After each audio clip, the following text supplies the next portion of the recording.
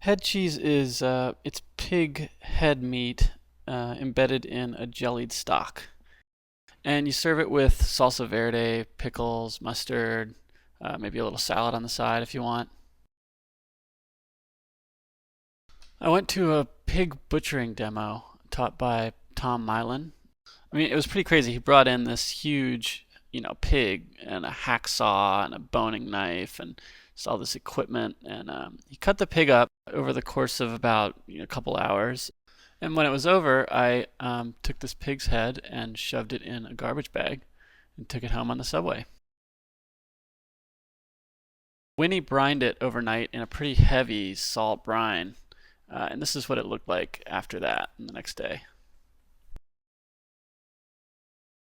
So we started at 8 in the morning. This pot's got ears, trotters, and tongues in it, and it's got water and wine with some herbs and bay leaves. And then, of course, we put the whole head in there. It's a 20-quart stock pot, which is pretty big, and it's filling the whole thing.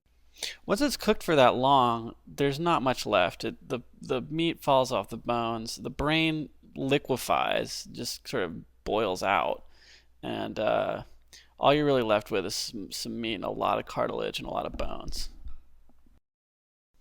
So here it is at 9:30, just kind of bubbling away, and at 10:15, just looks a little bit congested now, I think, but you can see the broth is starting to really get dark and gelatinous and fatty. There's a lot of fat that needs to be skimmed off the top. And once the meat comes out of the stock, we actually have to reduce the stock by about a third, so we cook it for a couple more hours. Hello. Nice to meet you. So, Winnie, tell me something about this head. Well, we never named him. His eyeballs have sunk a lot.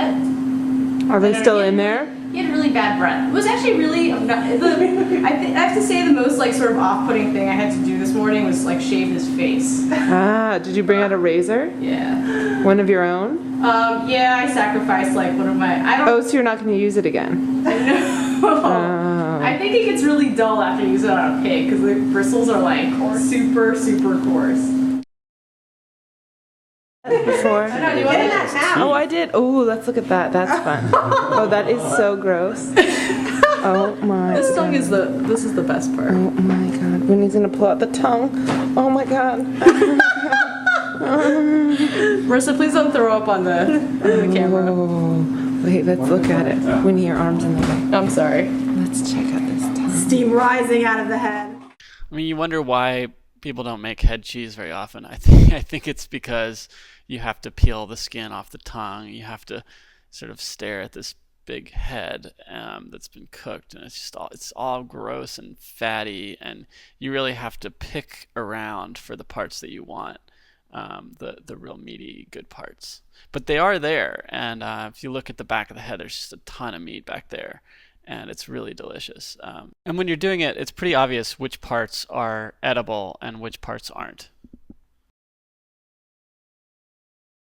Once you've found all the edible parts, you mix them up with some herbs, flavorings, a lot of salt. Even though it's brined, it still needs more salt.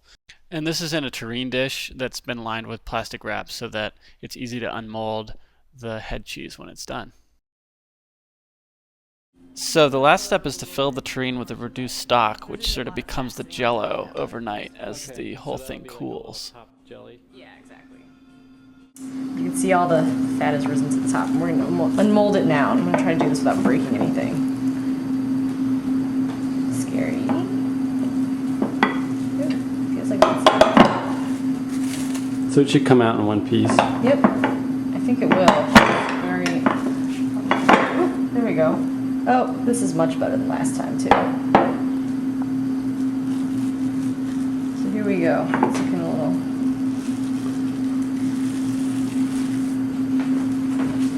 That is head cheese. Yes, it definitely. Overnight. Yeah, it's very, very firm. It was solid last night too, but probably this. The whole thing firmed up overnight. Yeah. So that's it. That's head cheese. Now you know what to do if you get stuck with the head of a pig.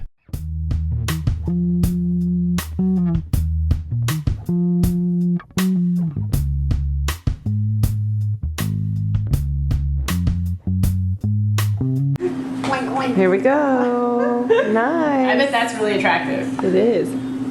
That could be your Halloween costume. Ew. It's so greasy, I can't even tell you. This is like definitely, you'll feel so greasy for the rest of the week.